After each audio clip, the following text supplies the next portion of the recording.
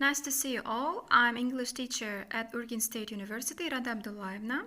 Today's our topic is the counter-argument in an essay. After hearing this word, you might have several questions like what is counter-argument and why should I use it and how do I use a counter-argument in an essay and when do I use a counter-argument. By the end of this same, you will have the answers to your questions, and at the end you will find out the examples and practice part. So let's start. What is a counter-argument itself? Let's talk about this. It's when you have one opinion, but you prove the other opinion against your position. Basically, these are the arguments that you would use if you were writing the opposite paper. For instead of against. For example, if you are talking about why spanking is not a good way to discipline children, you would mention why spanking is a good way to discipline children. You may find it weird, and you will have the questions like, why would I do that? Bringing up the main points of the opposing view allows you to be seen as a more reliable author. And by being honest about the merits of a different position, you are being more honest with your reader than if you just ignored those valid points the other side has. For example, many of you wrote against spanking.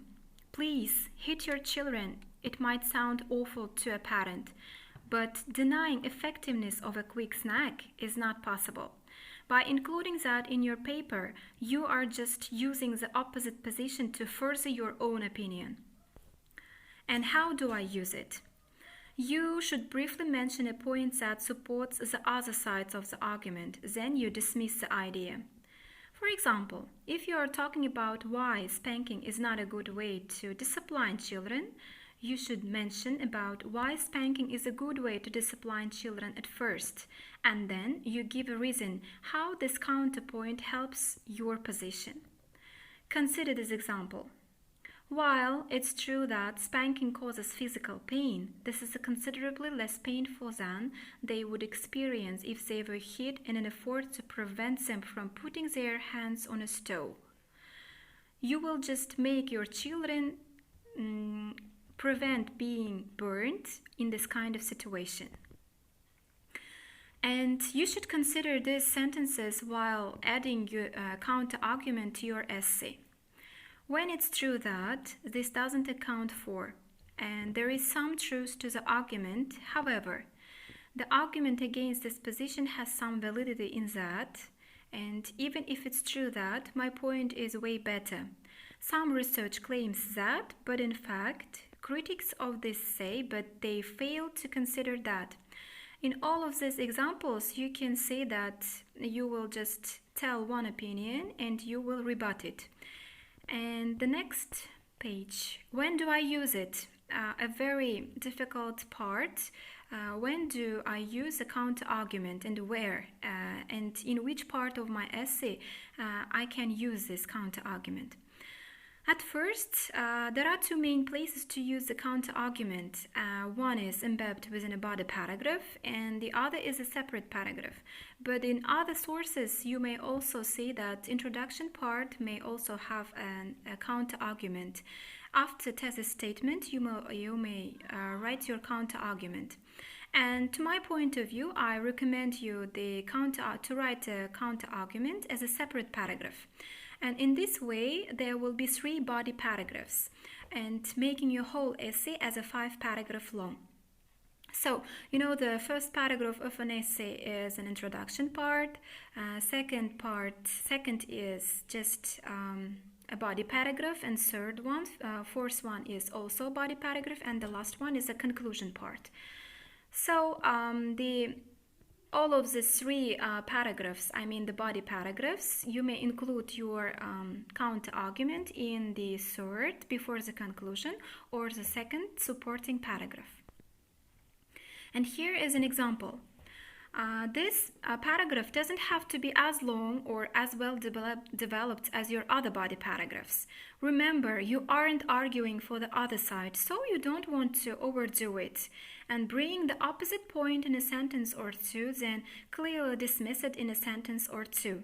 You will just write several sentences that will prove your opinion, and then you will give your own opinion and dismiss it in 2 or 3 sentences. Consider the examples from your writing and textbooks. Take a few minutes to read the handout and see how counter-arguments fits into the overall essay. And here is a practice time. And now it's your turn. Pick one of the topics that we've already discussed with you in a class. They are sex education, year-round school of spanking, and write your own counter-argument paragraph now.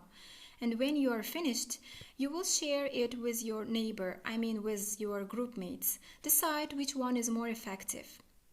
Before finishing my video, I want you to watch one tutorial video of British Council, and you will find out that counter-argument is also not a big problem to understand, and we'll just discuss it together with the class within the students on the online tests.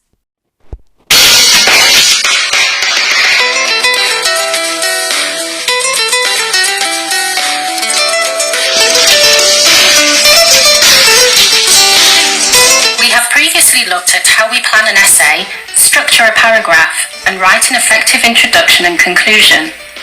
We're now going to concentrate on writing the counter paragraph. It can be your first body paragraph or your last. Here we've put it last. You need to show both sides of the argument in your essay. The counter paragraph is where you recognise any valid point disagreeing with your opinion.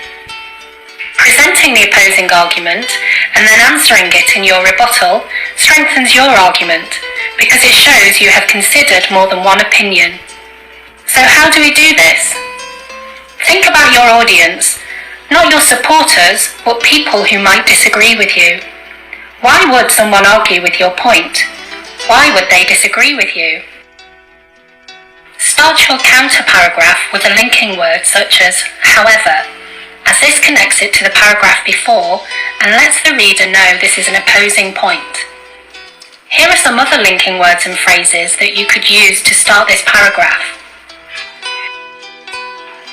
Consider the opposing argument to acknowledge and anticipate any doubts that your reader might have. Let's go backwards a little to the first video where we brainstorm the essay question. Here's the counter-argument we chose and the topic sentence. Your counter-paragraph will be slightly longer than the others. It will be about 6 or 7 sentences. Firstly, you need to make a statement that disagrees with the thesis statement. Looking back at our plan, this point opposes the thesis. Make sure the topic sentence of this paragraph is disagreeing with the thesis. You are turning against your opinion. We often start this with a phrase like, it is often argued. Follow this with an elaboration to develop this point and an example. Secondly, you need to write a transition sentence to defend your opinion. This is turning back to your opinion and reaffirming it by saying why the opposing argument is wrong. Often we start this with, however. This is called the rebuttal. Make sure this directly disagrees with the opposing argument you stated in the first sentence. You need to then follow this with an elaboration point and an example. Finally, you need to link this back to the task by saying how this answers the essay question. Often we use thus to start this link.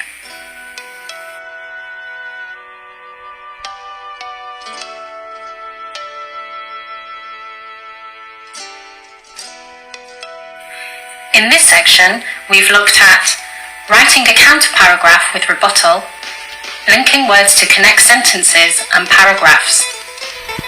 Don't forget to, first, check your counter-paragraph argues against your opinion.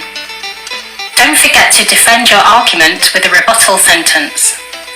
Use a linking word or phrase to show the paragraph's contrast to your stand.